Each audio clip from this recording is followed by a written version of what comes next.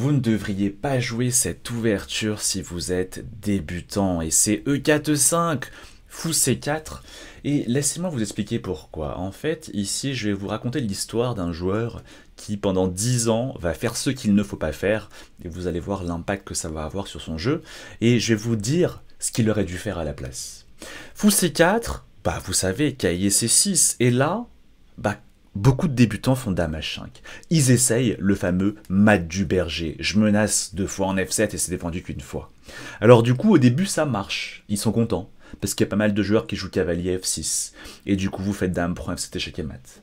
Mais allez, ça va marcher contre quelques joueurs, vous allez prendre quelques points hello, et puis tout d'un coup, vous allez vous dire « Ah mais mince, maintenant, on commence à parer le mat du berger. On me joue G6. Mince, qu'est-ce que je fais ?» Ah, on m'a appris un autre piège, c'est que peut-être je peux venir en F3 menacer mat à nouveau. Et là, il y a des joueurs qui vont pas trouver et vous laisser faire le mat du berger. Mais vous allez prendre encore quelques points hello, et puis ils vont jouer cavalier F6 et vous allez vous dire ah mince, mais pourquoi ça marche plus le mat du berger depuis que j'ai pris quelques points hello? Et vous allez voir que ça va être un engrenage dans lequel le joueur ne va jamais s'en sortir et il va en rester quelques années plus tard plus rien. Alors du coup, là, vous vous dites, bon, bah dame B3, et je connais le fameux piège en F7. J'attaque à nouveau F7. Mais maintenant, il y a qu'à D4. Et on commence à vous jouer ça, parce que vous avez pris des points hello.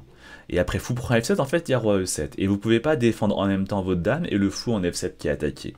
Du coup, vous vous dites, bon, bah mince, il y a un problème. Maintenant, le mat du berger, ça marche plus à mon niveau. Bah du coup, qu'est-ce que je vais faire? Je vais tester une autre ouverture un peu piégeuse. On m'a parlé de cavalier F3, cahier C6, fou C4, c'est l'italienne.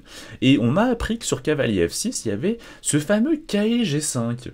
Et je vais faire la Friedliver attaque, sur laquelle vous avez beaucoup de vidéos en ligne. Et effectivement, là, la plupart des amateurs, ils vont jouer D5 et sur E prend D5, faire l'erreur de jouer cavalier prend D5.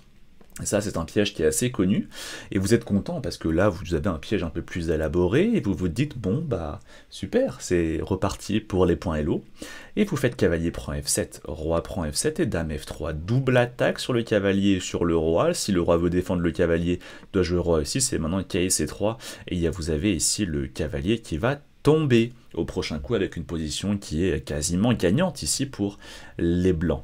Alors du coup super, ça marche très bien, vous prenez quelques points hello et voilà le drame. Maintenant vous avez pris des points hello et tout d'un coup les joueurs jouent mieux qu'avant et maintenant ils vont jouer cavalier A5. Cavalier A5 qui est le coup théorique. Et là, après fou B5, il y a C6, D prend C6, B prend C6, la position est extrêmement théorique et extrêmement tranchante. Et ben voilà, normal que les joueurs jouent des meilleures lignes parce que votre classement a augmenté et donc également celui de votre adversaire.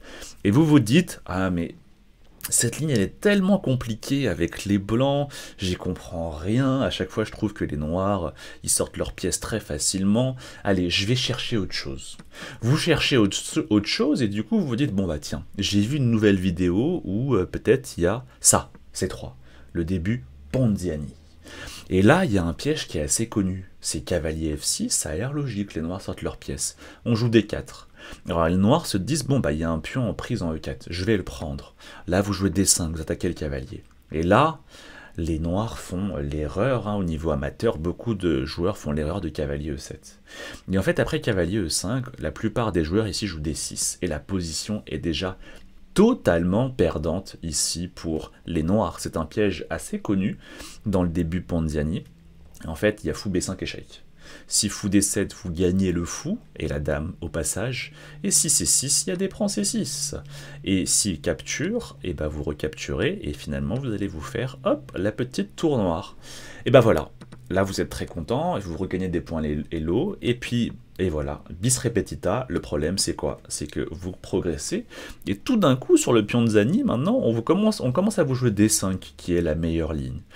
Et vous comprenez un petit peu où je veux en venir, c'est-à-dire que l'histoire va se répéter sans fin. Et au bout de plusieurs mois, plusieurs années de pratique des ouvertures, et ben finalement, paradoxalement, vous vous retrouvez sans aucun répertoire d'ouverture. Alors même que vous êtes devenu un joueur avancé, vous ne savez toujours pas quoi jouer dans les ouvertures. Et bien ça, c'est parce que vous avez passé tout votre temps à passer d'un piège à l'autre. Et du coup, c'est quoi le drame qui va se passer? C'est que du coup, vous allez arriver à un niveau plutôt avancé et vous allez n'avoir que d'autres choix vous n'avez que de débuter une ouverture vraiment classique et vraiment respectable, comme par exemple, allez, on va dire quoi? On va dire l'espagnol ou l'italienne. Et bah, et là, tout d'un coup, vous allez devoir commencer à travailler de façon approfondie les grands schémas de l'italienne, les grands plans de l'italienne, les grandes lignes de l'italienne, et pas les petits pièges, non, non, non. Vous allez devoir développer une compréhension profonde de l'italienne si vous voulez passer à un niveau extrêmement avancé. Mais le problème, c'est quoi? C'est que vous avez passé plusieurs mois, plusieurs années à faire des pièges. Et donc, du coup, finalement, vous n'avez aucune expérience de ces grands schémas classiques de l'italienne. Et donc, tout d'un coup, vous allez switcher vers une ouverture plus classique parce que maintenant, votre niveau exige de jouer de telles ouvertures. Sauf qu'en face, eux, bah, ça fait des années, des mois qu'ils jouent contre les grands schémas classiques. Et donc, vous allez devoir finalement tout recommencer à zéro et passer à une ouverture où en face, les joueurs sont déjà très expérimentés et ils savent quoi faire. Ça peut énormément vous décourager.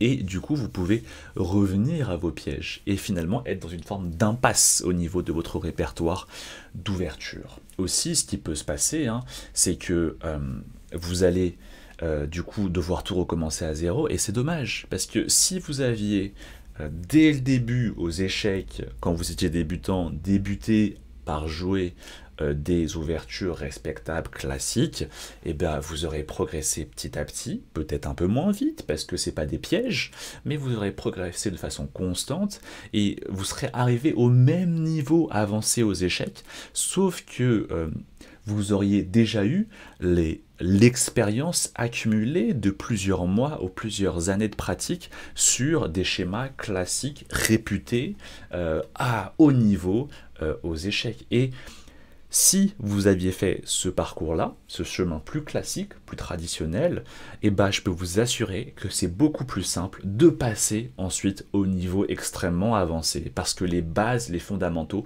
sont déjà là, ils sont en place et ils sont très solides. Alors que quelqu'un qui a fait constamment piège, puis piège, puis piège, oh le piège marche plus et je passe à un nouveau piège, et ben finalement il se retrouve quelques mois et quelques années plus tard, avec aucun fondamentaux en place et il doit tout recommencer. Et je peux vous dire que ce moment-là, pour l'avoir vécu, il est extrêmement désagréable et il est très décourageant. Donc finalement, vous comprenez un petit peu mon message. C'est attention aux ouvertures un peu pièges pour gagner facilement. Parce que peut-être qu'à court terme, ça va être rentable, mais je peux vous assurer qu'à long terme, ça ne le sera pas. Je vous invite à rester fidèle à une ouverture, à ne pas vous défiler dès qu'il y a une ligne critique, à étudier des schémas classiques. Le chemin est plus sinueux, peut-être que la pente au début, elle est moins de progression vertigineuse, mais je peux vous assurer que vous allez vous rendre le chemin beaucoup plus agréable et beaucoup plus stable plus tard, lorsque vous aurez un niveau avancé et que ce sera beaucoup plus simple d'aller à un niveau extrêmement avancé lorsque les fondamentaux sont déjà en place et solides. Alors j'espère que ce conseil vous aura plu, qui va vous aider à progresser aux échecs. Si vous en voulez d'autres des comme ça, eh ben, j'ai une newsletter, les conseils du samedi. Chaque samedi, un conseil pour progresser aux échecs. Le lien est dans la description et c'est gratuit. Et sinon, nous on se retrouve bientôt pour une nouvelle vidéo. Merci à tous. Ciao, ciao.